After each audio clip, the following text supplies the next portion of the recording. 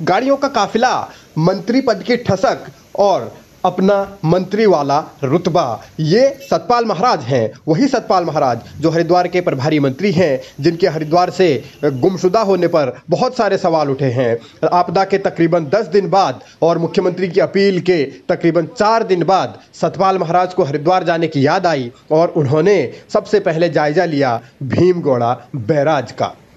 हम लोग भीमगोड़ा बैराज में खड़े हुए हैं और यहाँ पर ये एक रस्सी के टूटने से एक स्लूइस गेट डैमेज हो गया है और ये गेट डैमेज हो गया है, परंतु इस समय क्योंकि पानी की निकासी हो रही है तो पानी को रोकने का इस समय कोई प्रश्न नहीं है। जितना पानी फ्लो करे तो उतना पानी नीचे बह जाएगा, तो इसलिए कोई दिक्कत नहीं है। मैंने मंत्री जी को आज ही लेटर लिखा है। हमारे उत्तर प्रदेश के जो सिंचाई मंत्री हैं स्वतंत्र देव सिंह जी को प्रार्थना की है कि इसको जल्दी से जल्दी बनवाया जाए और भी गेट जो यहाँ पर जो डैमेज हो रहे हैं उनको प्रस्तावित हैं कि ताकि वो रिपेयर हो जाएं, तो जल्दी ये रिपेयर हो जाएगा और इसमें कोई दिक्कत नहीं है। कोई किसी भी व्यक्ति को चिंता करने की आवश्यकता नहीं है क्योंकि इस समय पानी की निकासी हो रही है, तो इनको रिपेयर कर दिया जाएगा। इसके साथ साथ मैं ये बताना चाहूँगा कि गंगा नदी जलस्तर डेंजर लेवल से 1 मीटर नीचे है। सोनाली बाणगंगा जो है इसका जलस्तर बढ़ा था पर अब भी वर्तमान में डेंजर लेवल से नीचे हैं। सारी नदियाँ इस समय हमारी डेंजर लेवल से नीचे हैं, परंतु ये विशेष परिस्थिति जो फ्रीक वेदर पैदा हो गया है जिससे अतिवृष्टि हो रही है, तो इसको देखते हुए इसके लिए निश्चित रूप में हम लोग तैयारी कर रहे हैं और इस समय हमारी चौकियां जगह जगह लगी हुई हैं।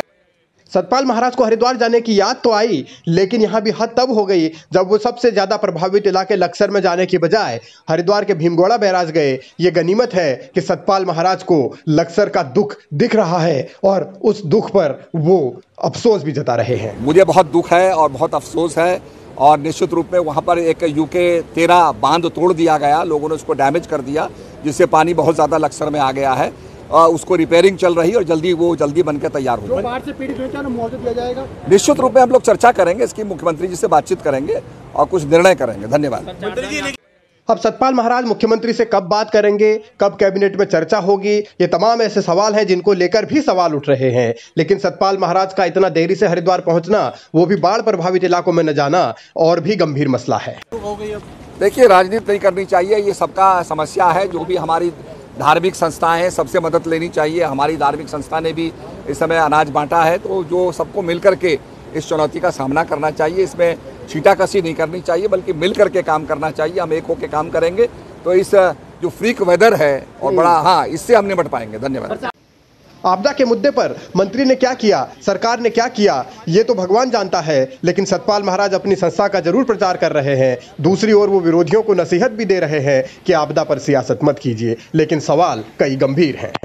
उत्तराखंड के वरिष्ठ मंत्री सतपाल महाराज अपने मुख्यमंत्री पुष्कर सिंह धामी की अपील के बावजूद हरिद्वार की आपदा को देखने के लिए प्रभारी मंत्री के रूप में हरिद्वार जाने से लगातार परहेज करते रहे। लेकिन कल रात जब भीमगोड़ा बैराज टूटा और उसका पानी उत्तर प्रदेश की तरफ बढ़ा, तो धामी की अपील से नहीं बल्कि योगी के डर के मारे आज सतपाल महाराज हरिद्वार पहुंच करके बाढ़ प्रभावित क्षेत्रों का जायजा ले रहे हैं। तो कहते हैं ना कि अगर घुड़सवार मजबूत होगा तो घोड़ा काम करेगा। मैं बार बार कह रहा हूं कि मुख्यमंत्री डर करके, निवेदन करके, खुद जगह जगह दौड़ भाग करके जो कोशिश कर रहे हैं वो कोशिश कामयाब होती दिखाई नहीं दे रही है।